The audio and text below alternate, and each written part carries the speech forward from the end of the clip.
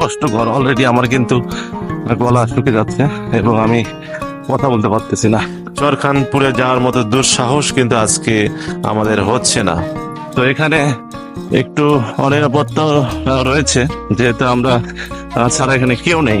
দেখেন খালি বালু আর বালু, এটা মনে করেন যে একটা মরুভূমির মতো অবস্থা। তো তারা এখন এই চরে প্রচন্ড রোদে জনমানবহীন চরে কিন্তু রোমান্স করছে। ও মামা মাছ ধরছে, এই ছোট্ট পানিতে মাছগুলো আটকা পড়ছে এবং মাছগুলো কিন্তু মারা যাবে, তাই না মামা?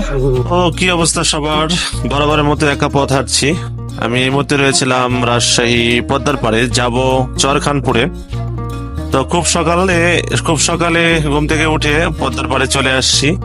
এসে আইজুল ভাইয়ের নাম্বারে ফোন দেওয়ার চেষ্টা করছি, সঙ্গত কারণে হয়তো নেটওয়ার্ক নেই, নাম্বারে ফোন ঢুকছে না।